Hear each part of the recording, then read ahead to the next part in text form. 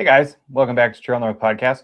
I am again joined by Erik Lund today, and kind of wanted to preface this video with some of the stuff going on in the nation right now in the suppressor world and just the National Firearms Act in general and kind of the status of it. So, for those who aren't familiar, back in early August, there was a Supreme Court decision which basically overruled the National Firearms Act as unconstitutional, and that kind of has put the firearms world into a bit of flux. That's been a thing for over almost 100 years, 90 something years. And what this would allow people to do is essentially purchase short barrel shotguns, short barreled rifles, and suppressors, and any other weapons. All kind of, it would place them all under firearms. So you just have to fill out the, what is it, 4473 instead of that, and Form 4 or whatever they end up deciding. Now that's gone through, it was allowed to pass, but there's currently a number of states, about a dozen of them, including Montana, strangely enough, that still like revert back to the rulings by or the decisions by the NFA stuff. So it's still kind of all in flux right now. We're still kind of waiting for it all to settle, but a number of people in the country have been able to purchase suppressors and short-barreled rifles, short-barreled shotguns without having to fill out the Form 4, the wait period, giving the federal government information about, you get the passport photo and all that other stuff you have to do. So we thought it would be an awesome time to put out some like beginner information about suppressors. So this video is geared towards people who are new to suppressors, maybe never picked one up, or maybe played with one a little bit, and don't quite know everything they would like to know about it. And so we have today an expert, I would say. I don't know if he would consider you. Do you consider yourself an expert? I do not. An expert means that you stopped learning, and well, I never want to be called an expert. I love that. Keep learning new stuff. I love that. Well, he knows a whole lot more than I do, which is like next to zero. So we will be learning together throughout this podcast. So why don't you give just a little bit of an overview about yourself, for if this is the first one of these videos that anybody's watched, and then we'll get into the interview. Sure. So my name is Erik Lund, and I've been in the firearms industry pretty much my whole life. Started really young and felt a calling to either be in the military or law enforcement, and I ended up on the law enforcement side. And through that, I worked for the Virginia State Police for about 8 or 9 years, and then had an opportunity to jump to a federal agency, a little small agency that nobody knows. I like it that way because small agency means small cases, and small cases mean small problems. So I did that for almost about 21 and a half years, almost 22 years. And totally or cumulatively, I've got 30 years in law enforcement. And then on the other side of that fence, I found a passion for shooting and competition shooting. And I started competition shooting around 1993.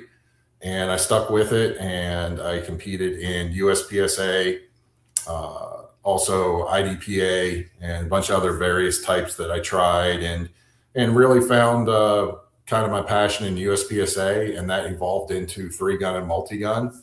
And I had fortunate enough to work hard and had some success. And through that, I picked up some professional sponsorships. And so I shot for 6 Hour for a couple of years on their 3-gun team. And then I finished out shooting for FN America for about 6 or 7 years on their pro 3-gun team. And then with that, I do some work in the industry, and I do some consulting and product development along with training in my training company. Yeah, which is All Fire Dynamics. And we have a previous interview with Erik that you can find on the channel. That's the full interview. And he kind of goes into we talk about a lot of things. It's like a couple hour long podcast. So check that out. So Erik, what is a suppressor? Well, a suppressor And an easy way to describe it is a suppressor is like a muffler for your firearm. If you think about a car going down the street that doesn't have a muffler, it's really loud and a little annoying. And, but normally day to day cars go by and you really don't notice the exhaust unless they're really tuned for it. And a suppressor, and you'll hear the term suppressor and silencer used interchangeably.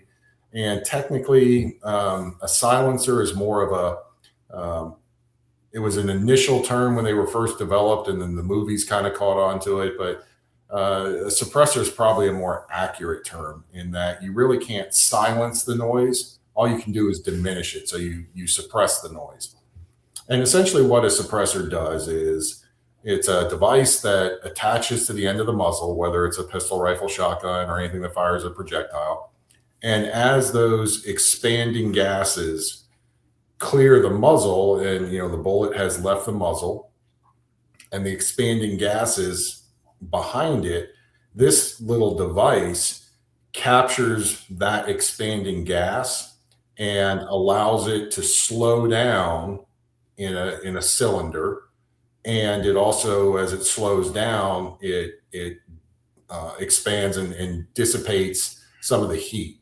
And then so there's all types of internal structures that basically trap this gas and delay it. In the process of delaying it, they slow it down. And in the process of slowing it down, it makes the report of the firearm or the cartridge or the boom, it minimizes it. And so it suppresses it. And all the technology is designed to make a suppressor suppress the noise of the shot to what is essentially an ear safe level. So, to understand your hearing, people should realize one of the reasons why it's so critically important to wear good ear protection is any damage you have to your hearing or your human ear is permanent. It doesn't regenerate, it doesn't grow. So when you're born, you start with 100%. And if through your life you have a lot of hearing damage, well, then that percentage is going to get diminished. So hearing loss is a cumulative thing. And so suppressors help reduce the loud report of firearms. And their ultimate goal is to get those reports down below 140 decibels, which is the decibel rating where they determine whether a loud, sharp noise is hearing safe. And it allows it to get down below that decibel level so that you're not damaging your hearing. And so essentially, circle it right back, that the suppressor is at its basic form is a muffler for the noise and the report of a firearm. Yeah, and it's not like the movies. There's a John Wick scene that comes to mind where they're like in this crowded space and they're one guy up top, one guy down below, and they're shooting at each other like kind of under their coats and stuff with suppressors, and you can't hear anything. That's not how that works. And we'll show some examples today. Yeah, no, not at all. So this is a good opportunity to say wear ear pro, because I don't know Erik's experience, but I have lost some hearing through a couple things, and it's a little scary when it first especially if you have one event that happens and takes a lot of it away. There's what do they call it, like a partial phase shift or something, where you feel like you lose a whole bunch of it and then some of it comes back, but the damage is done. Not all of it's going to come back, and sometimes you have no idea how much is going to come back. And when it happened to me, I lost the sound of birds and children's laughter, and it was like, oh crap, this is like, and most of it came back, but there are sounds I can't hear. Do you lose any hearing throughout your career? I have not. I recognized early on that this was a serious thing, and for me, it kind of falls under the blanket of there's some things in life that should not be low bid, right? And hearing protection is one of them because of the cumulative nature and that it builds up and the length of our lives. We lead a good long life. I did not want to risk having any type of hearing damage as I got older. So very early on in my shooting career, I put out the money and got the best electronic type hearing protection. And I just knew that I was going to be spending a lot of time on the range, either through my training, through competition, through practice, through teaching, that I was gonna have a life on the range. And so because of that, I've always um, tried to educate myself on the best available hearing protection. And the nice thing about that is it may be expensive, but this comes under that umbrella of buy once, cry once. I've had some very good top of the line hearing protection electronic ears, and they've lasted me for 10 years before they got to the point where they were starting to wear out, or a band would break or something. And then I would also use combinations of uh, custom molded ears, electronic ears that would go inside your ear canal, almost like a hearing aid. And I would combine it with muffs over top, especially if shooting rifles that are a compensator of compensators, which could be very loud, or if I'm on a line with a lot of students. So I've always taken that very seriously, and so I've been fortunate that I haven't had any hearing loss to this point in my career. Awesome. Awesome. Yeah, and a life spent with firearms. It's a good thing that you've maintained that. Which brings us back to the suppressors thing. I think a lot of the movie magic for people is kind of waning with the suppressor world, as far as like, I think people are realizing with the amount of videos and everything online, it's not that hard to like see how not like movie-esque suppressors really are. And the growing use in military, because there's a concern now for hearing loss there. So there's a lot more suppressor use in the military space, and also for hunters as well. So it's kind of that, all of that and a lot more has kind of come to culminate in this recent decision, because really it's not about like a spy weapon. It's really about protecting hearing, which I would say across the board is probably a good thing. Yeah, um, movies and pop culture really affect the culture in general. And suppressors have been around, I want to say, since the early 1900s, maybe even late 1890s. Hiram Maxim, I know, was one of the first patents on a suppressor. But when Hollywood picked it up, and early on in the 30s and the 40s, and into the 50s, suppressors were these magical weapons, magical things that totally made everything completely silent.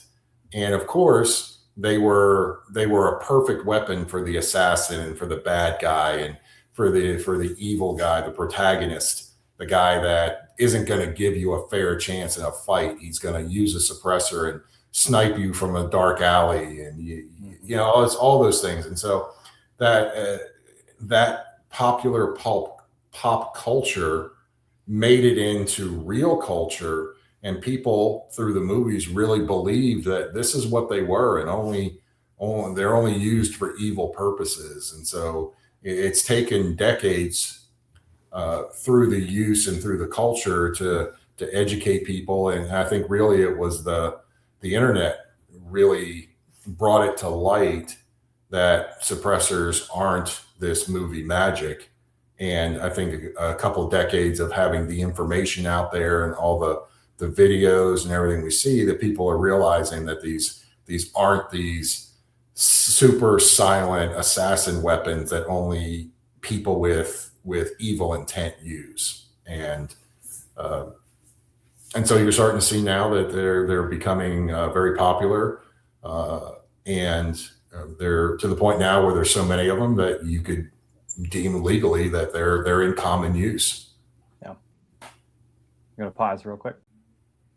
So I did want to pay tribute a little bit to the fact that like there's a reason that it's kind of gone that way in pop culture, because suppressors have been used for secret stuff. They do provide sound suppression. They do provide hiding the person who's shooting a little bit, the signature reduction, that kind of thing. But you really have to understand not only the firearm that's being used, and that's kind of a choice you have to make, but the round, having subsonic versus supersonic, certain rounds suppress better than others. You have range deficits that come with that. Like and you can never get it like movie quiet. But I did want to say that there is some history to that, and maybe in the future we're going to do a video that goes into that and some of those kind of firearms that have come into the country that are very interesting. Anyway, so let's talk maybe about the if somebody wants to buy one right now, what are some things, like not legally, not talking about paperwork, but what are some considerations that you should make before you get one? Well, the first thing is you need to educate yourself about suppressors, right? There's a lot of technology out there. There's a lot of different types of suppressors, from pistol suppressors, rifle, shotgun suppressors. And then within the suppressor community themselves and the designs, there's a bunch of different designs and features and capabilities. So it can be a pretty in-depth area to look at. But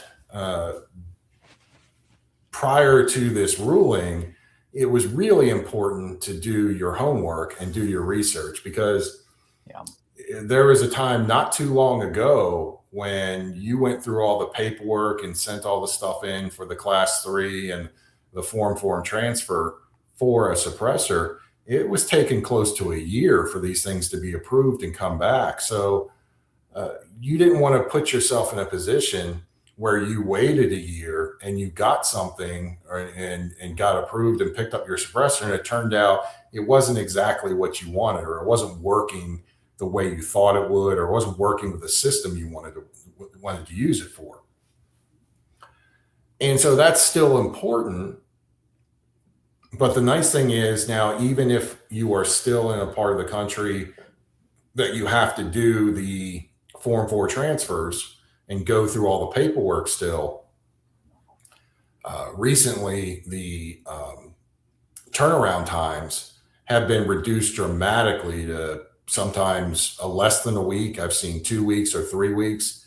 So now it's not so bad where if you were to make a mistake or purchase a type of suppressor that turns out it didn't work as well as you wanted it to for whatever purpose, you could technically go buy another suppressor and within 2 or 3 weeks have it to solve whatever that problem was, right? So the first thing really is just understanding the technology, understanding what suppressors are, what they're not. And still, once again, the greatest resource is the internet, right? You have all the information from the manufacturers. I mean, there are all kinds of videos out there to go. And the big thing is, one is educate yourself about the product, right? And then within that, then you can start to narrow down what you want to do, right? So generally, like a good conventional wisdom is, for your very first, and we're just going to limit to a rifle suppressor, your very first rifle suppressor, a good piece of advice is to buy a standard 30 cal or 308 style suppressor. Because the thing with suppressors is, as long as the bullet will fit in the bore, the suppressor will still work. So I could say buy a suppressor that's designed for a 308 or a 300 Win Mag or something like that, but I could still put that suppressor on a 223 or a 243 or a 6mm or a 6.5 Creedmoor. As long as the bullet fits through the bore, the suppressor will still work. Now, it's not optimized for that caliber, and the tone and the sound might be different, but that just because you put a smaller projectile through it doesn't mean the suppressor doesn't work. So the idea being, for your very first one, go and get a 30 cal suppressor, and that will cover you for anything on a rifle up to a 30 cal bullet, which could, once again, could be a 300 Win Mag. It could be a 308. It could be a 300 blackout. So for your initial purchase, I think it makes a lot of sense to go out and look at a 30 caliber.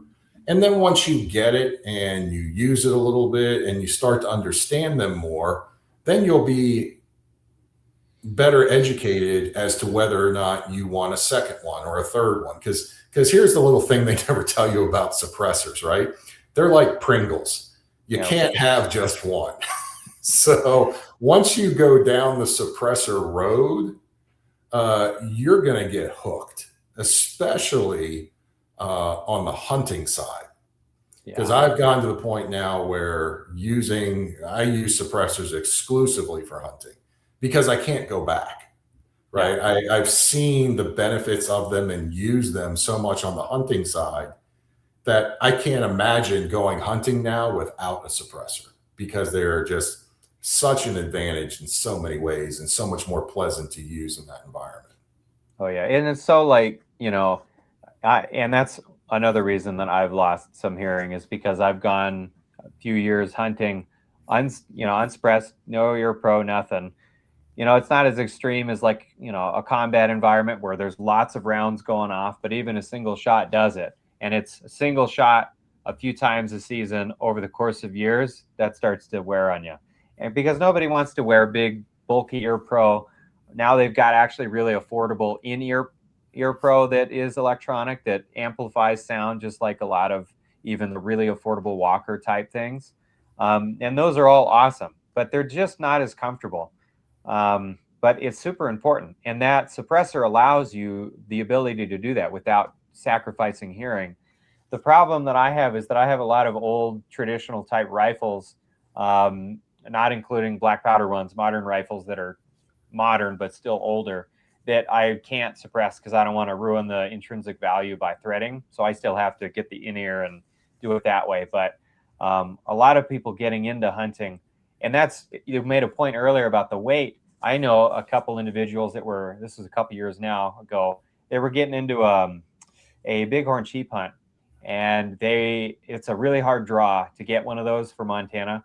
And in this area that they were doing it, and they were like, oh my gosh, we should get a suppressor for this. And I mean, they got all the kit and everything, and it came in like the day before the hunt, and they had ordered it almost like 6-7 months before, and it was super close.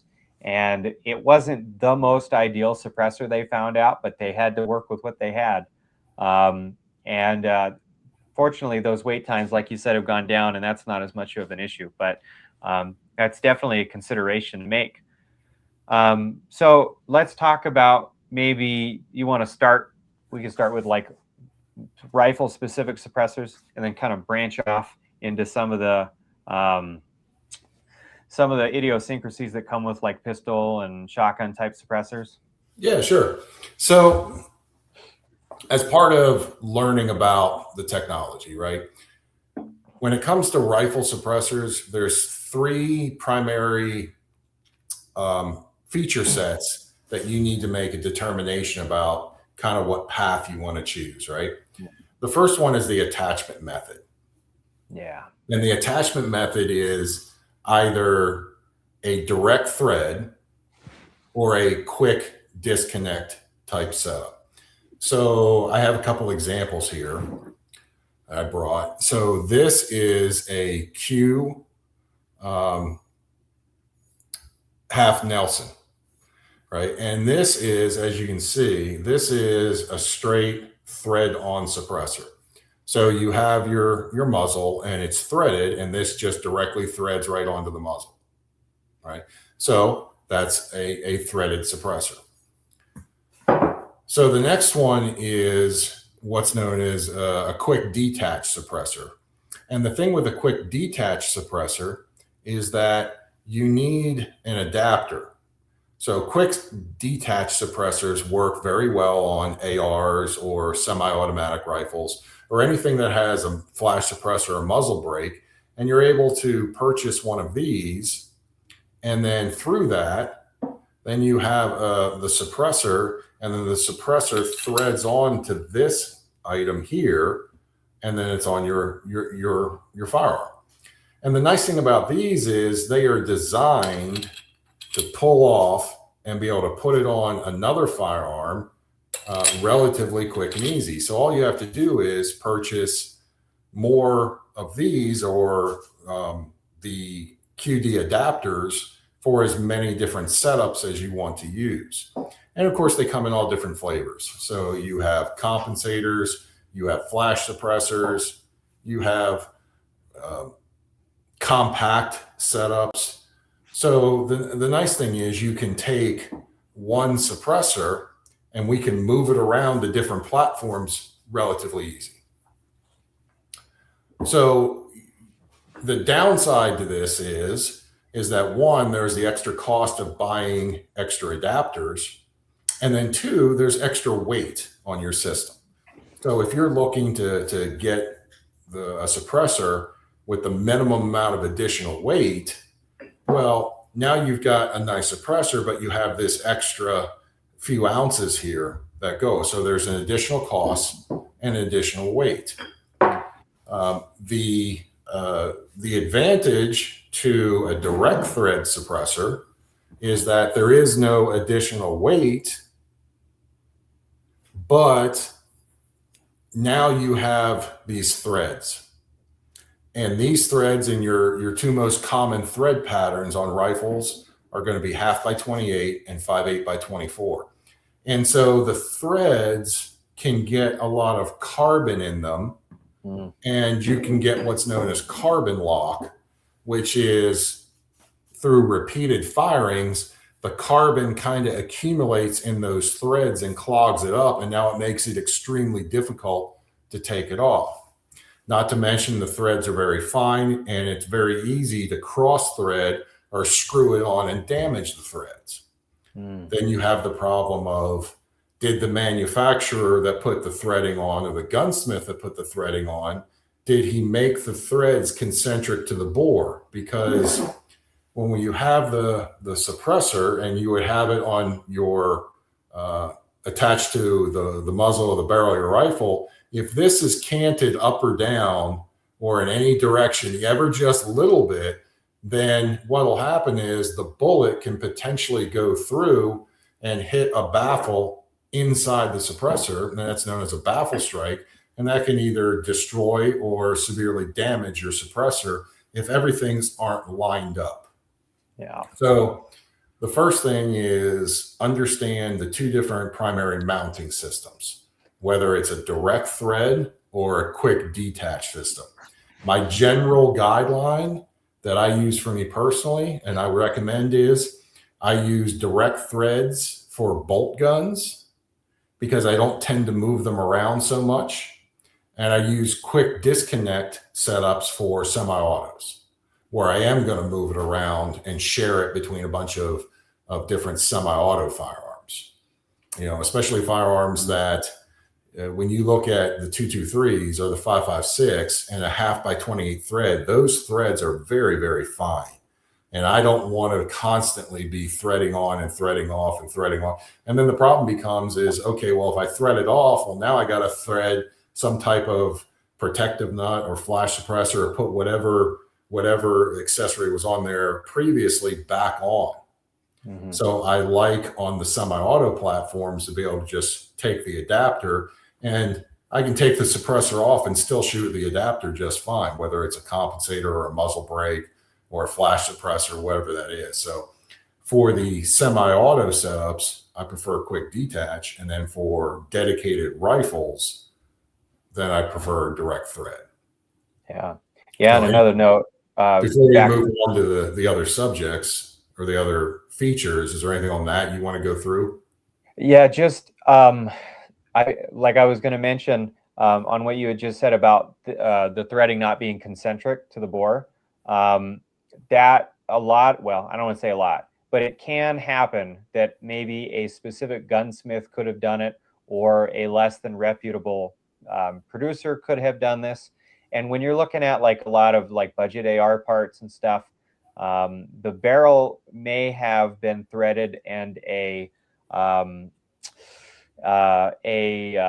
we'll just say like an A2 birdcage flash suppressor was added on there. When it's only a couple inches long on the end of the barrel, it doesn't matter if it's not quite perfect. But when you start adding on, 4, 5, 6, 7, 8 inches of suppressor, that starts to look a lot more extreme, and you may not be able to see it by the eye if they've done that or not. So that might be a good idea to take it to a gunsmith if you've got something like that you want to then get suppressed.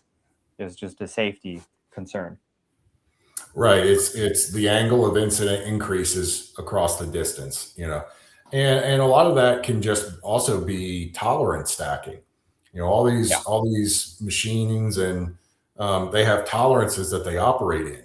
And if you have a manufacturer that is on the looser end of the tolerance spectrum for their threading and their concentricity to the bore, and then you put this, which has some tolerance on it, and then you put the suppressor, which has more tolerance, you have an issue, what we call tolerance stacking, where each individual component is within spec, but they're all at the higher end of the spec. And when you stack them all together, now they come slightly out of spec, and you have a potential for a baffle strike. So it can not just be gunsmiths, it can be manufacturers. I've seen it happen.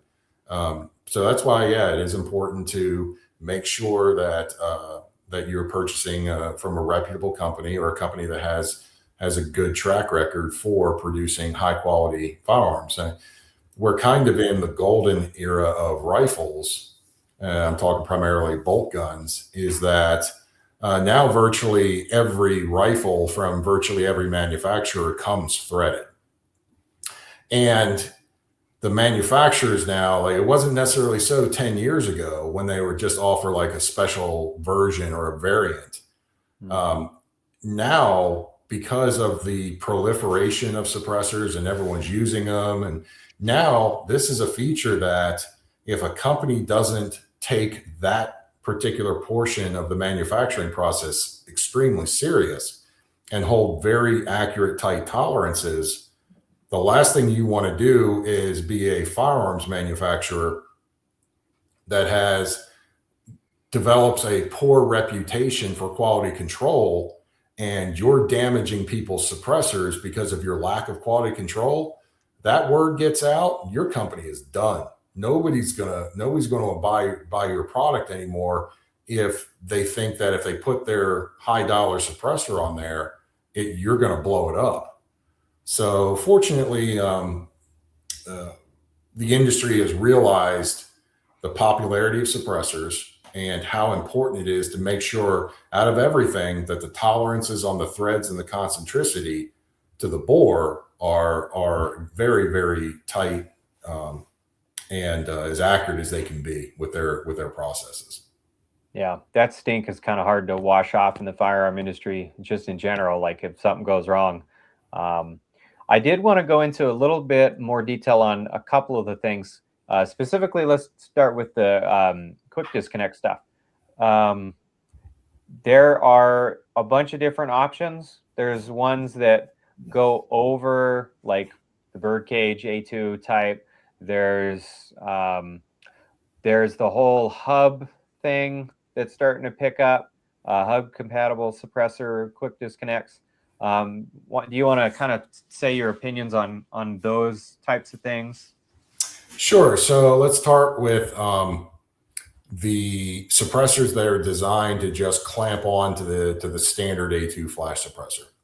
I'm not a big fan of those because the A2 flash suppressor is one of those items that virtually every manufacturer makes. And once again, it goes back to the tolerances, right?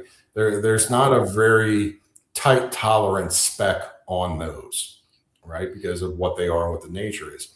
Mm-hmm. And so the only way you can really make a good, effective suppressor with an A2 flash suppressor as your adapter that you're going to attach it to is you have to make the tolerances in the bore of the suppressor and the exit of the suppressor. You have to make those super large to account for the fact that when you clamp it, it may not be perfectly concentric. Mm-hmm. And in the process of doing that, you can make that suppressor But now when you open up that bore to allow for those tolerances, now you're losing some level of performance. So the suppressor may not perform as well. Now, you may not notice it at your ear when you're shooting it, but if you put it on a sound meter, you can tell, or the readings will show you that those type of suppressors won't be as efficient reducing the decibel levels because they aren't as tight to that bore and that bullet diameter as they could be. So I'm not a big fan of those because you just don't find really tight precision machine flash suppressors. Right now, I'm sure there's some companies out there that probably do make some high quality ones, but it was part of a product that was never designed to hold a suppressor. It was designed to hold a blank firing adapter. Yeah. Right. And so you're trying to force an item into a very precise precision environment that it was never designed to be in to begin with. So not a big fan of those. You're talking about, you asked about the hub compatible, and these are terms that the average person isn't going to know yet. So before we get to hub compatible, let's go to a different feature set that will take us into the hub compatible design, right? All right. So the first feature we looked at was whether I want a quick disconnect or a direct thread. The next feature set is, do I want a suppressor that's what's known as serviceable or non-serviceable, right? This half Nelson is what's known as a non-serviceable suppressor, right? Because it is fully welded all the way around. There's no way to take this apart to clean it unless you cut it and destroy it. So this is what's known as non-serviceable because it is what it is. It's a solid, welded one-piece system. This one happens to be what's known as a serviceable suppressor. And this one is made by Rugged Suppressors. And one of the features with the Rugged Suppressors being serviceable means I can take this apart and clean the baffles and the internals of it to make it, to bring it back up in the spec. And so one of the features of this particular manufacturer is that their suppressors are available in a long and a short configuration. So if I wanted to, this is a suppressor that's in the long configuration, but I can actually take this, right, and take this apart. And now I have access to the internals for cleaning it, but then I could take this end cap here, attach it here, and now instead of having a suppressor that's this long, I have one that's this long.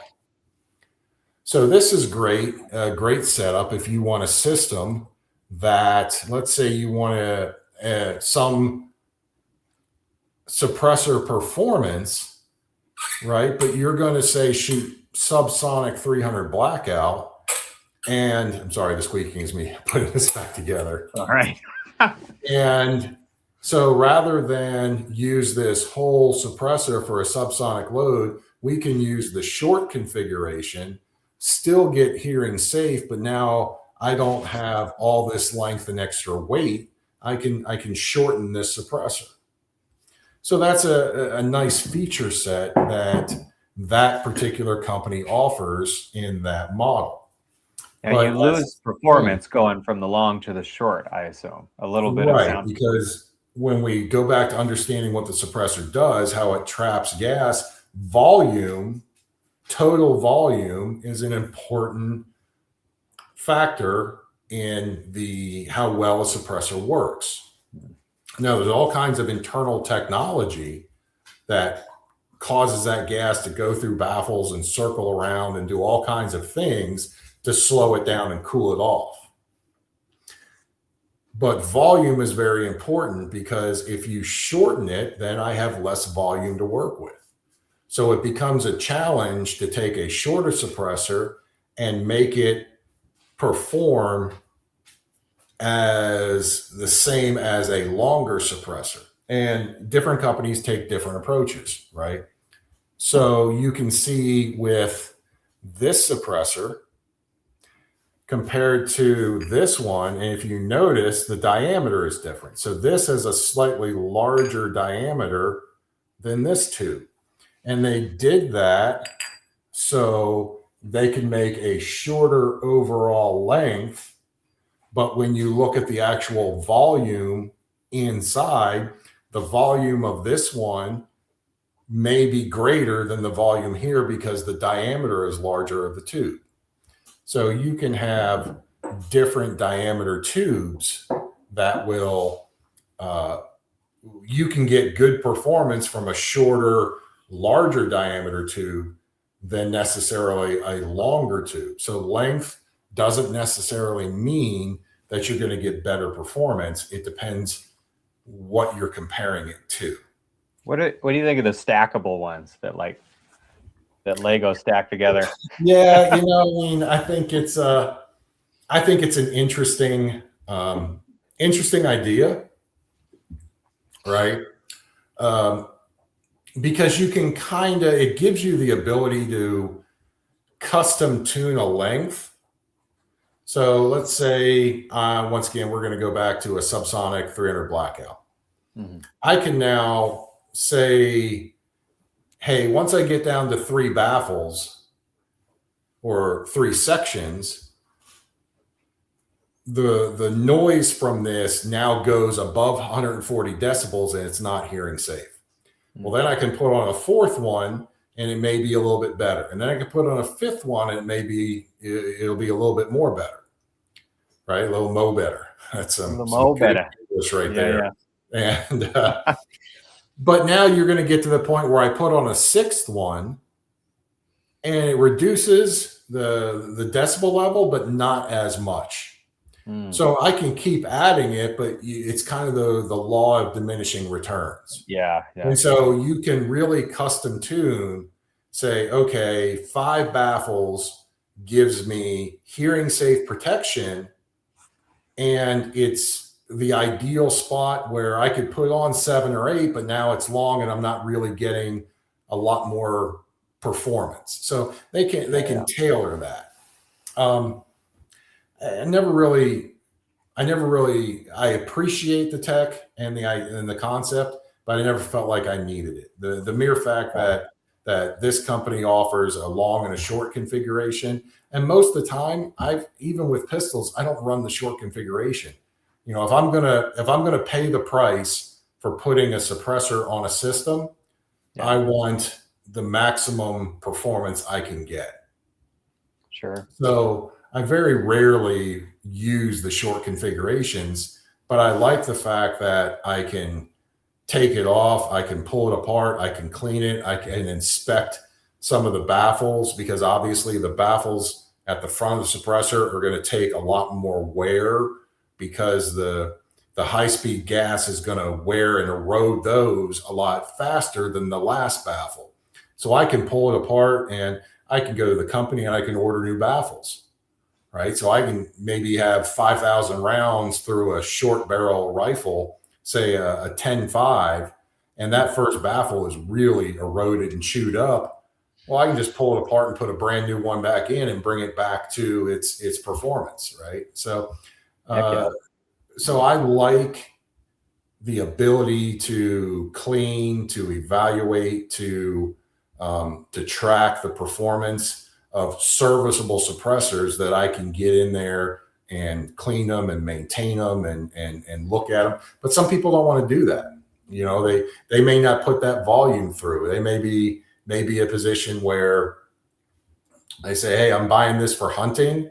I'm going to shoot this maybe 20 or 30 times a year, get a little bit of practice, check my zeros, maybe hunt a couple of shots, and that's it. It's going to go back in the safe, and I'm not going to use it again for 6 months or until next year season.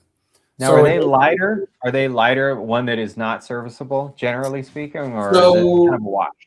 They can be, but weight has more to do with the materials of manufacturer than it necessarily does whether it's serviceable or not. Sure. Right. And we'll get into materials later. I did want to get into the cleaning. We should probably talk about why that's important with suppressors, not just for the suppressor, but the whole system. I mean, it dirties guns way fast. It does, and it can, especially 22s. 22 long rifle is an extremely dirty round, and the fact combined with most of the bullets are lead bullets. The 22 suppressors can get gummed up and carboned up very, very bad. So why is it important to be able to clean it or to service it? Well, when you think about it, this carbon builds up just like the carbon in the bolt or the carbon in the barrel, and you have to clean it.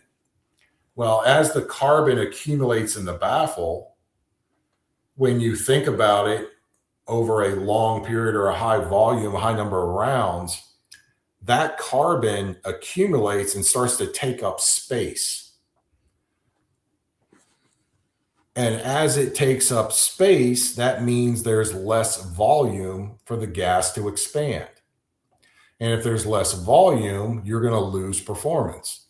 So there's videos out there showing guys that they'll weigh a suppressor, and then you get, 18 ounces, 18 and a half ounces, or whatever that number is, and they'll go and clean it thoroughly. And then they'll put it back on the scale and it'll be an ounce lighter. I mean, an ounce of carbon in there accumulates a lot of space and it degrades the performance because you're losing volume. And so show this picture, like what he's talking about. I'm going to show this picture, just some of the extremes. Yeah. Look at that. That's crazy. Yeah. And that upper corner one there. Yeah. I mean, that shows you a worst case scenario where the suppressors are totally gummed up. And, those are volumes in the tens of thousands of rounds. That's not going to happen after 200 or 300 rounds. Right. No. But the fact is it can happen. It can happen over the life. I mean, a suppressor, if you maintain it and take care of it, it can last for you for tens of thousands of rounds. Right. So to be able to get in there and see that and clean that out and get those baffles on a high volume firearm like a semi-auto, I think is an important feature. So that's why you see with me, most of my semi-auto stuff is serviceable. And then I have a couple non-serviceable ones that go on bolt guns. And as suppressor technology has evolved, at the time, that model of Q suppressor, which was made of titanium, but was rated all the way up, I believe, to a 300 Win Mag, that was cutting edge performance as far as the weight of the suppressor and what it could handle. And knowing that I wanted it for a bolt gun direct thread, that was why I chose that specific model. And so you had mentioned hub compatible, and the hub is basically this back piece here. So with this being a rugged, I actually can screw this back half off and then go to the company and buy a direct thread adapter that I could screw into here. And now this becomes, instead of a QD, this becomes a threaded direct thread. And so this idea of what's known as hub compatibility is you're finally starting to see some standardization in the suppressor industry where this takes with rugged and this is a proprietary mount. So the only suppressor that this fits on or uses this is the company's suppressor. But there's other companies now that are starting to standardize their diameter, and you'll hear the term hub compatible. And so I could theoretically go and screw this piece out, go to a different manufacturer that would be compatible, screw this back into this suppressor, and then I could use this suppressor on another company's mount, right? So you're starting to get some compatibility in the industry. It's not totally there, but you're starting to see it. So now I could buy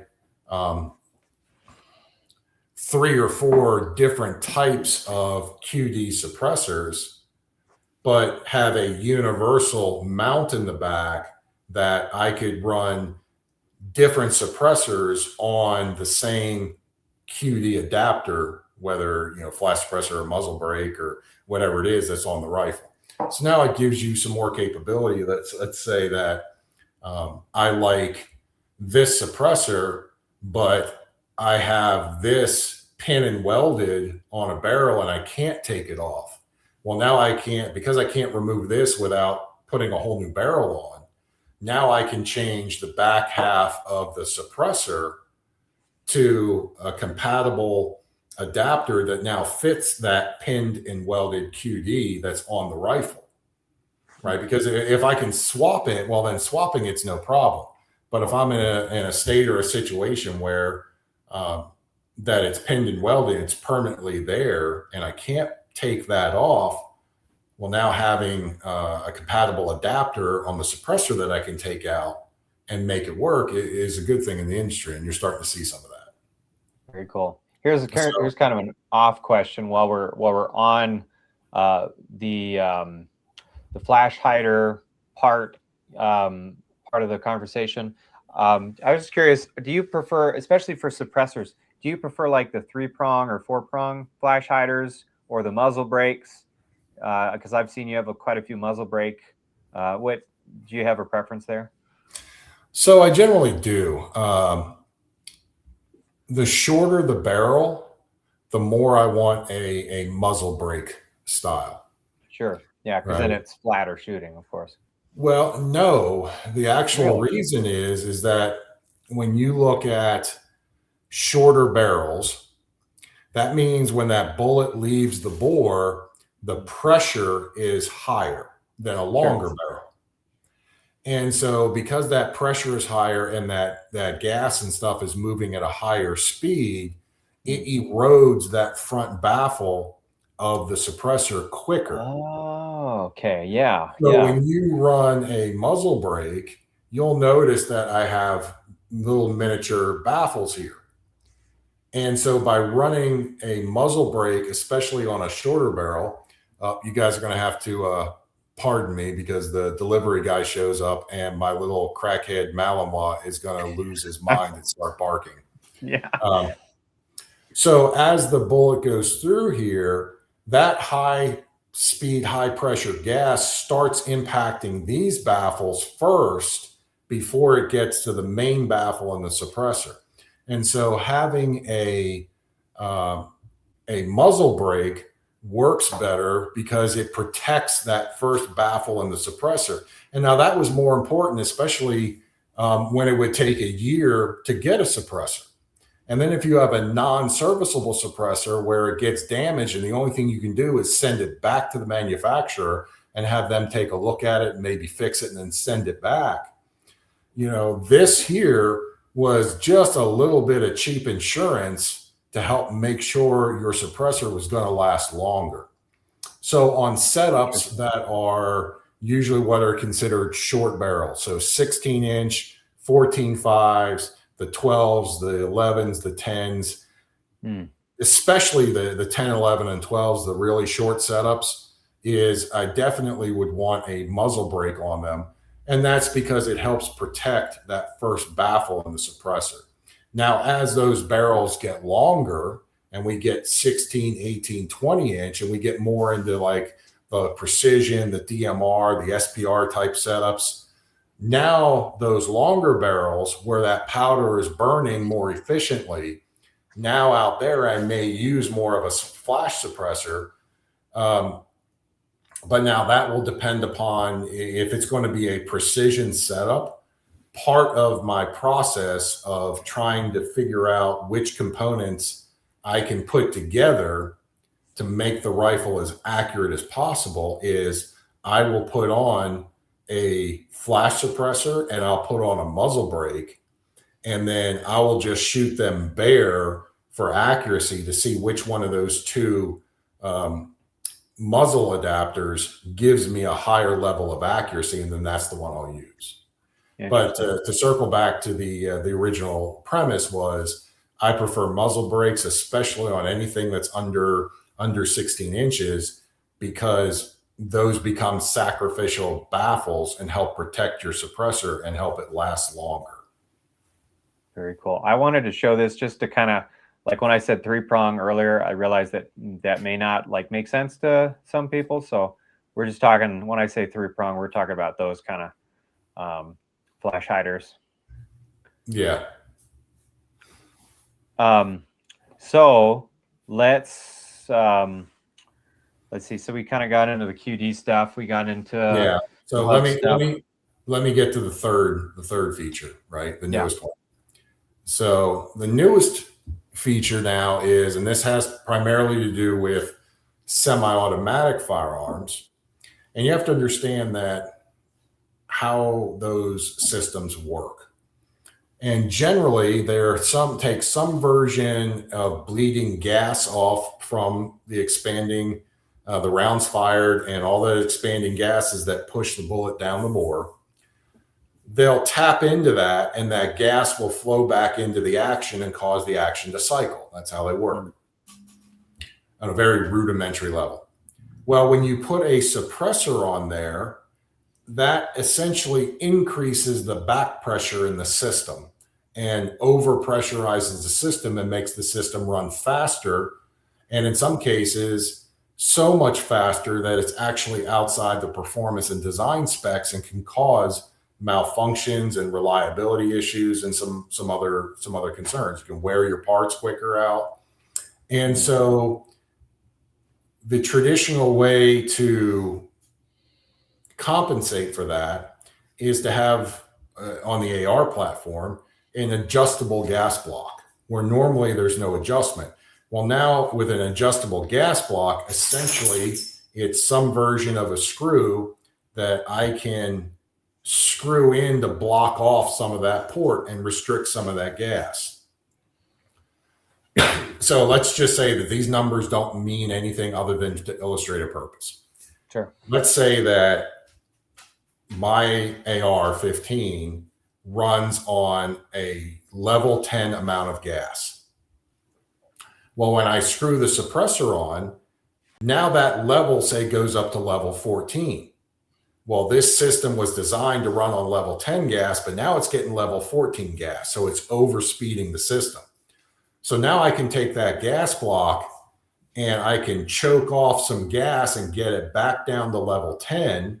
So now it's operating with the normal amount of gas pressure that it's supposed to with the suppressor. And so I can adjust the performance of the gas system to now get the operating system of the rifle to run at the speed it's designed to do. Well, now the new technology is something that's known as flow through or low back pressure suppressors. And what they are designed to do is, on the front of the suppressor now, instead, not only will they have all the main bore, but they'll have little vents in various configurations around it. And what that does is it's allowing more gas to vent. And through the technology in the internal of the suppressor and gas flow studies, it allows the suppressor to work on a performance level, but it reduces the amount of back pressure in the system, so that if we go back to that previous example and my rifle works on level 10 gas, I threw on a low back pressure and it doesn't increase where the old suppressor may increase it to a level 14. This suppressor may keep it at level 10 or maybe only bump it up to level 11 where you don't need to do anything. Now, the price you pay for that is you lose a little bit of sound performance because you're venting more gas out the front. And you also potentially have a larger flash signature on those initial rounds coming out of the flash suppressor, or excuse me, of the the suppressor itself. So on systems that are very difficult to adjust as far as gas, like say, for example, an AK, the AK platform, you have to buy a whole new system to get it in there and install it to be able to adjust the gas. There's no easy way to adjust an AK gas system. And then we already know that the AK platform is wildly overgassed, which is one of the reasons it's so reliable, is that it has so much gas in it that it's going to cycle regardless of anything, right? And now we put a suppressor on, and with the thin stamped sheet metal versions, now that AK is literally just beating itself apart unless we can tune that gas. So, and there's plenty of different rifle systems that have issues like this, where the gas systems aren't easily modified or reduced or adapted to a suppressor. So the ability to have a low flow or low back pressure gas, a suppressor that you can just put on a gas system and not have to worry, that's a good design feature, right? Now, just understand that you're going to pay for that capability with a little bit less performance, but they're still hearing safe for the most part, right? But now this is where it comes back to you as the purchaser or the end user. If this is a feature capability you want to have, then once again, I recommend that you do your research, educate yourself, watch some videos, watch some reviews, and make sure that if you want to go down the low back pressure suppressor road, that the model that you've decided is actually going to work the way it needs to for the system that you want to put it on. So now we've got, our three main feature sets. It's either serviceable or non-serviceable. It's either direct thread or quick detach, or now it's standard or low back pressure. And so those are the three kind of primary features that when you want to consider purchasing a suppressor, that you have to look at your systems and your setups and what you want to be able to do, and now start to understand these three main features and figure out which path I want to the type of suppressor that I want to get. Now, when it comes to, this kind of leads us into cost really quick. Yeah, and one of the things is the cost of suppressors, it's very much like body armor, right? Mm-hmm. You aren't, what distinguishes one level 3 vest from another level 3 vest isn't necessarily the protection rating, because they're both level 3. Why one costs $2,000 and one costs $300 is because the $2,000 one is made of all these exotic, lightweight, flexible materials. Yep. Suppressors are the same way, right? They work in the same, they have internal structures, and each manufacturer has their technology that they use. But generally, the reason a suppressor costs more is that they're using more or higher levels of exotic, ultra lightweight material. So now you can get a suppressor that would normally weigh, say, 18 ounces, and now you can get it at 10 ounces because that suppressor is using, rather than just steel or Inconel, it's using some high-tech, super level of titanium that goes in the SR-71, that can handle 5,000 degrees of temperature and not deform. So a lot of the suppressor tech is you're paying for lighter weight. And that's important, because if you already have, say, a 24-inch hunting rifle, and now I want to take this tube, which is 18 ounces and an extra 7 inches, and hang it on the end of the muzzle, now I'm moving from a hunting rifle to a Revolutionary War musket. Yeah, pretty much. And I want to throw in here before we get too far away from it. Anybody who's listening, if they're interested in body armor, we have a neat episode a few weeks back about that, so you should go check that out. It's with the Steel Ops guys. So go watch that one. That's a good one. Sorry to cut you off there, Eric. I just wanted I was waiting for you. You see what I did there? Yeah. I see. to let you link it. See, man, I'm looking out for you. Yeah. Yeah. So a lot of times a significant price increase doesn't give you significant performance. It just gives you maybe a significant lighter weight. Yeah. And that's like when we were showing you and I showed you that titanium one. Yeah. Unbelievable. Compared to a regular one. And, it's like I toss it at you and you're like, oh my God, this thing's, I think it's like 9 ounces, but it's rated for a 300 PRC. It's ridiculous, and it's full auto rated. I mean, you could put that on a 240 and rip, but it's a 9-ounce suppressor. It's you just can't appreciate how light 9 ounces is until you pick it up and you feel like you're picking up air. There's nothing there. Yeah. So a lot of that tech, a lot of that cost is now. Don't fall in the trap of thinking, well, if I pay $1,500 for a suppressor, it's going to be that much better than say a $700 suppressor. I'm like, not necessarily. It's probably going to be lighter, but that doesn't mean it's going to give you a better decibel rating. It may, but this is all part of you as a consumer going out and educating yourself about the product, doing your research, looking at all the comparisons, because there's plenty, I know Silencer Shop does them. There's plenty of people out there that will do decibel meter reviews, and say, hey, this factory or this manufacturer says this reduces this down to, 130 decibels, and guys will put it on there and they'll test it and they'll be like, oh yeah, it did, this day and this time with this ammo. And or they'll be like, yeah, that was wildly optimistic. I don't know how the manufacturer got that decibel rating because we didn't see it, And so once again, it comes back to you. You have to go out, educate yourself, do your research, figure out what features you want. And then once you kind of have it narrowed down to 1 or 2 suppressors, figure out, what weight range you want, what you're willing to pay. And once you do all this, then go out, watch the videos and make sure that, that you understand fully what you're paying for and what kind of performance you can expect from it once you have it. Heck yeah. So yeah, I wanted to get into material, so we got into that. Maybe we should we can play some of the video stuff and kind of go into the sound, like what it actually sounds like. But I do want to spend a little time on pistol and shotgun suppressors, because I know people are going to want to know about that. Because with pistol, there's a little bit of added technology that has to go on there for that to operate properly. Maybe we should just touch on that a little bit. Sure.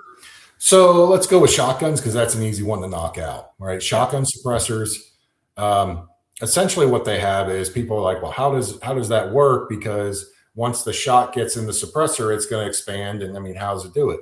Well, essentially what it does is the shotgun suppressors have, for lack of a proper term, they have guide rails that, so think of maybe like a pentagon or a hexagon. So they have 5 or 6 little railings inside the suppressor.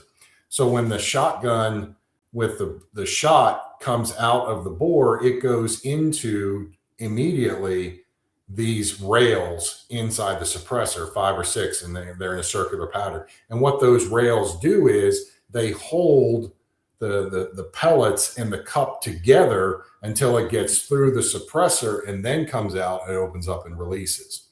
So there's some type of rail technology in there that will keep, whether it's buckshot or birdshot or anything like that, or even a slug, they'll keep that piece of ammunition together so that it can get through the suppressor and then opens up down the range. So the thing you understand with shotgun suppressors is, yeah, they're pretty cool, and you see them on John Wick, and they're coming along. But understand that a shotgun is a very low pressure ammunition. Yeah. So it works, but it's not as impressive as you think it is. Right? It will suppress it. It will reduce the sound and report, but it's not like shooting a 300 Win Mag suppressed and unsuppressed, right? Because it's such a lower pressure round that gas cools quicker. Like there's not the high starting sound of, say, a 308 or a 300 Win Mag. The shotguns are already on the lower level of unsuppressed, like how loud they are. And so when you put a suppressor, it only brings it down here, where a rifle is way up here and it brings it all the way down. So you do get performance.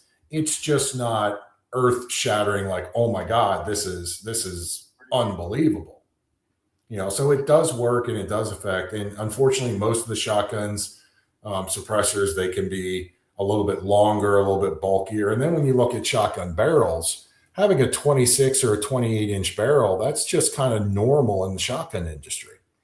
So now if I take a 26-inch barrel shotgun, which is mid-range, when you look at 28s and 30s and 32s and 24s, and when you take some type of 26-inch barrel, standard barrel length in a hunting application shotgun, and now I'm going to tack another 8 or 9 inches of suppressor.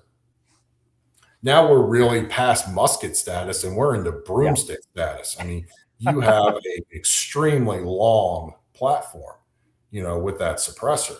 And as shotgun guys know, that can affect your swing. It can affect how it mounts. It can affect how it tracks.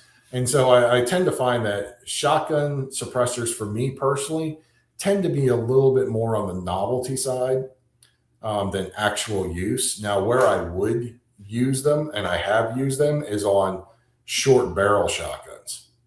So if you go to most of your short barrel shotguns, because 18 inches is the minimum standard length, right? If you go down to about a 14-inch barrel, whether it's on a semi-auto, John Wick AR platform, the Genesis 12, right, the shotguns, or you cut down a semi-auto shotgun to 14 inches or something like that. Well, now I can put a suppressor on, and it now takes it back to like what a normal length shotgun is, and I get the benefit of a suppressor. So I would consider them, but only on really short barrel shotguns. I wouldn't want to put a suppressor on a 28-inch barrel shotgun.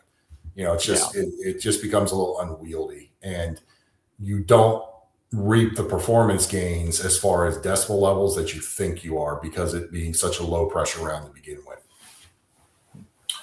So moving on to pistol suppressors. So you alluded to earlier that some types of pistol suppressors have some added tech to make them work right. And they do. They have something that is traditionally known as a Nielsen device. And your viewers can go and look that up and understand. But essentially, when a pistol fires, we're using the energy from the cartridge to cycle the action. Well, when you hang a big, heavy suppressor, and heavy relative term, on the end of a muzzle, that dampens that recoil, because now that barrel is essentially a lot longer and heavier with more leverage and more weight. And a lot of times, especially like in the lower calibers, like 9mm, it may not have enough energy to reliably cycle the pistol because this barrel now is so much heavier. And so, without going deep into the technical aspects, there's what's known as a Nielsen device, which is a little spring in there that when the pistol goes off, that spring helps push the slide to make it cycle and make the pistols reliably cycle. So pistols have some extra tech in there to make them work reliably. It's been around for decades, and it's how we make semi-auto pistols reliable with a suppressor. Now, the biggest issue that I find with pistol suppressors is that you really don't have, and people are starting to address it a little bit in the industry, but you still don't have a good way of holstering it. Yeah. Yeah. So when I take let's say, because I'm a 1911 guy, I take a 5-inch 1911 and I put a 7-inch suppressor on it, and I put it in, let's say it's just a Kydex holster that's open on the bottom, where I can push the suppressor all the way down. The suppressor goes down to just above my knee, the whole pistol on the platform, right? So even the pistol may be protected to some level. The suppressor's out in the open. unless I were to make some, really long custom molded kydex that the suppressor is designed to fit into and capture. Essentially, you've got, think about taking a 1.5 foot piece of dowel rod and attaching it from your hip, and it goes all the way down to your knee. Well, it gets cumbersome. It bangs on things. If I want to take a knee, if I want to bend over, it gets in the way. It's not a very, it's not where we tend to keep them. Yeah. Like you can see some of these systems. And so now some of the holsters, they're clamping on the bottom half of the pistol, or, they attach on the trigger guard, but the upper half is open. Yeah. Like that's a good one right there. And it shows that, but when you look at that, now the whole slide's exposed, the optics exposed, the suppressors exposed to everything.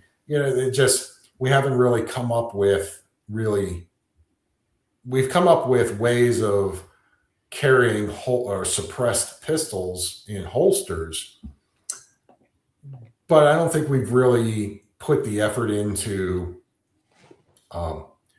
coming up with a system that protects the suppressor, protects the pistol, maybe has some level of retention so it doesn't fall out. And then we have to come up with some type of materials, because that's fine. But if I pull out that pistol and I do a mag dump, now that suppressor gets extremely hot, and hot enough that, depending if it's 1 or 2 or 3 mags, it could be hot enough that, 1, it's going to melt the kydex if it touches it. And 2, if you don't have any type of barrier between you and your thigh, you're quickly going to burn a hole or get a 2nd or 3rd degree burn on your thigh. And let me tell you what, you only do that once. Ask me how I know. Right. That's a lesson that you don't need too many. You don't need to experience too many times to realize that this is not a good idea. What are your thoughts on like the covers that go on the suppressors and stuff? So it's rifles and suppressors for wraps. For rifles. Yeah, the wraps. Yeah. So the thing with the wraps is, and especially you'll see them more on rifle suppressors. And the problem is that when you shoot a lot of rifle and a suppressor, they get hot really quickly, like prohibitively hot. And if you're trying to shoot through an optic, you get a lot of heat mirage that will mess up your view. And so on the precision side, what they've come up with are these wraps. So think of it as an oven mitt for your suppressor, right? It's some type of technology that prevents heat transfer, that it goes and wraps around the suppressor to reduce the amount of mirage that you see, right? Well, that's great. But the other thing it does is now it traps that heat. So you want your suppressor to cool as fast as possible. Well, that means that I want to leave everything, all the surface area, exposed to the atmosphere to let it dissipate heat as fast. If I basically take this suppressor now and put it in a complete 360 oven mitt wrap, I lose the mirage, but now that holds all that heat in, and that suppressor takes way more time to cool down to where you can touch it, you can take it off, you can do whatever manipulation you need to do. I guess you could make an argument that you could take that wrap off, but a lot of those wraps, the way they secure and tie on, they're not designed to be slid on and slid off really quick, right? They're designed to be put on and left on. So, that's another side. They solve the mirage problem, but then they complicate the heat dissipation problem to cool your suppressor off. And that's whether you're using a pistol or rifle suppressor, any type of suppressor. What I found for me using them, because I use suppressors a lot when we go hog hunting, and I use them on the pistols a lot, because when we're walking through the fields and maybe we've come up on a feral hog that isn't expired yet, and we have to finish them off, it's a lot easier for me and cheaper. Instead of using a $2 or $3 expensive custom rifle round, it's a lot easier for me just to pull out a suppressor, and screw on a suppressor really quick and go up and finish it off, and then take the suppressor off and put that system away. Yeah. And part of the reason I don't want to shoot that pistol is I spook the rest of the sounder or the group of feral pigs that have run off somewhere. I don't want to crank some more pistol rounds and chase them to the next field over that I have to go to. So I tend to find that I will take a pistol suppressor and take it on and off as I need it. That way I can use a normal holster. I have all my options. There may be times where I don't need to use the suppressor. I may not want it. So I kind of keep it more on my kit or my pack as an as necessary item that I would use, right? I don't leave it on full time, and so there's specific circumstances that I would use it in. So for me, I find that just works best rather than try to develop some system where it stays on 24/7 and it's on my hip. And I mean, because even if you want to use some type of chest holster, it's going to stick over on the other side unless it's totally vertical. And then if you get it totally vertical, as soon as you bend over, then it's going to jab you in your junk, and that's no fun, Yeah. And you're not like going to wear it on your back and pull it out, and so there's just not a lot of good solutions for it. So I just find it's easier for me just to thread it on and off as I need it. Oh yeah. You should the camera guy that came out, my buddy that came to film for us the other day, we'll jump into the videos here in a second. He makes some of those covers you should check out. Oh, okay. Yeah. They're kind of neat. So let's talking about him in the footage. Let's look at some sound suppression in action and what it actually tends to look like. It'll be kind of a juggling act here to jump into each video, but we're going to start with just this is you out there on the range. You have a 1911 there. That was in 10 millimeter, right? It was. And what you'll notice is because I pulled that off another system, it doesn't have the Nielsen device in it. So for your viewers watching, you're going to see that the pistol won't cycle because I don't have the Nielsen device in there to help the pistol cycle. So every time it goes off, you're going to see me manipulate the slide and that case come out. The only reason that's happening is because I didn't put the Nielsen device, which is necessary to make it reliable. And so this is an example of if you didn't have that device, then your setup wouldn't work. Sure. Here we go. We're just going to jump up. Here we go.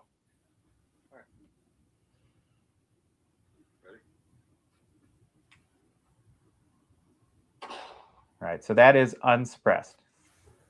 We're going to now do the suppressed version of that. Give me one moment. I can't have multiple going at the same time, so we got to do the share screen juggle. Oops.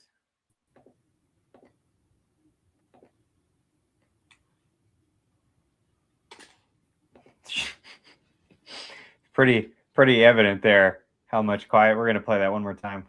Yeah, and that's not even subsonic ammo. That's supersonic. Wow, and 10 millimeter. Crazy. All right, let's jump into some rifle stuff. Let's see what we've got. We're going to do, again, unsuppressed and then suppressed.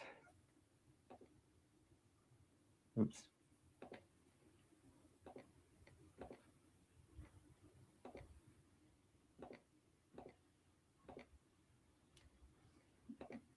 All right, unsuppressed. I'll do that one more time. And you can also see the muzzle flash and the gases, and that's a 13.7 inch barrel. So that's also why you see that it's got a muzzle brake on it for those reasons we talked about earlier.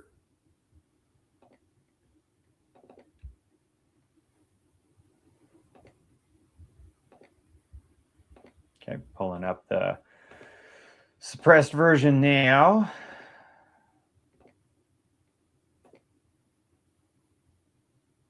think this is the one you had a issue with the first round. Mm-hmm. I think I cut that bit out. I think it was a dead round that you had. You were doing it again?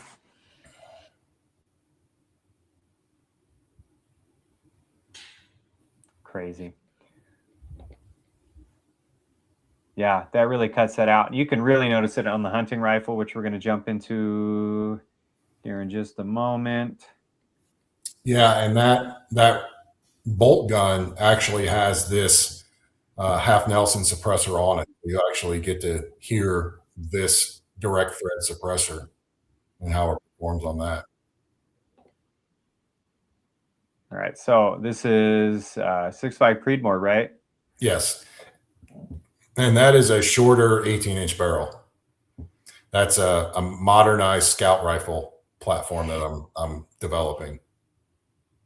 I can't remember shooting it, but is your optics moved a little forward, or did you just like not subscribe to the idea of forward optics? No, and that's a whole different topic. But on a modernized scout rifle, there is no need for forward mounting optics. You know, that's a much bigger topic, but it has to do with the new technology of optics that are available now compared to when Jeff Cooper originally spec'd it. Oh yeah. All right, here we go. Firing unsuppressed. All right, going to do that one more time.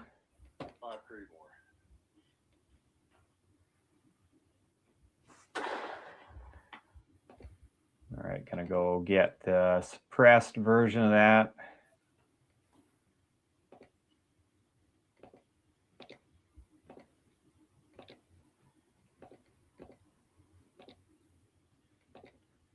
All right, here we go. Suppressed. Not a huge difference from the camera.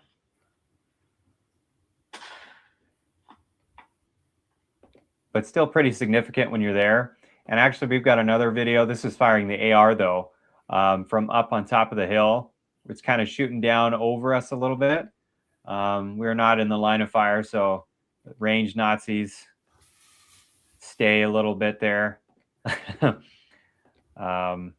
Let's do this one real quick here. This kind of shows you, like, from a distance, kind of what difference it kind of makes. He's going to fire, I think, a few rounds here, and these are all suppressed. Yes.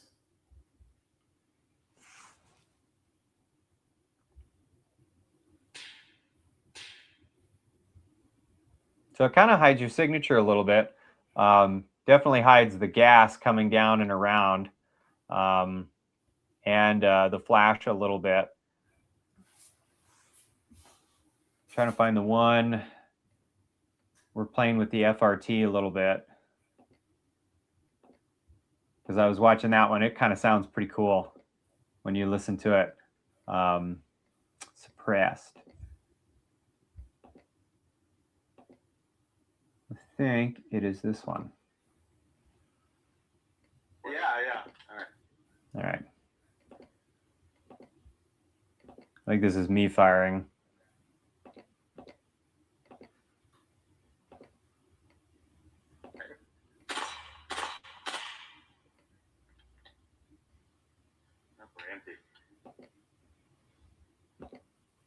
Yeah, that makes it pretty quiet. It's not super quiet as people can tell, but it definitely does cut down on the noise. And I'm wearing Ear Pro there just because I had it on most of the time. But I guess I didn't necessarily need to wear it using that, but we were jumping back and forth, so just left them on. Yeah, and that's still good practice to wear earring protection even when you run suppressed, because there may be certain times where you're pushing that 140 decibel level where, you know, that's the line between what's hearing safe and what's not. And for me, once again, it's just I spend so much time on the range and so much stuff that even if it's suppressed, I'm still going to wear hearing protection. You know, that the suppressor gives me that margin for error if something happens and, you know, I'm on the line and I was talking to somebody and I've got my ear popped and somebody sends off a round. Well, then I'm still protected by it or something like that. So it's just a good habit. I always wear it. About the only time I don't wear hearing protection now is when I'm hunting. All right. And that's a different topic, because I used to do the same as you. I'd wear the electronic ears because I could turn them up. It would amplify noise of game in the woods, because a lot of times you're going to hear them moving before you see them, um, different things like that. So I would use that, right? Because I want the hearing protection for when I shot. But now that I can run the suppressor and it's hearing safe, and most of the time it's only 1 or 2 rounds, I can now just use my natural hearing and pick up the game and everything like that. And now I can fire a round or two and not damage my hearing. So yeah, that's when I said that once you get used to hunting with suppressors, that it's very, very tough to go back to unsuppressed. Oh yeah. I'm gonna play a little stock footage in the background, show off our new tablecloth is what we used it for this day. Right. Show off some of your toys there that we were shooting that day. Kind of fun.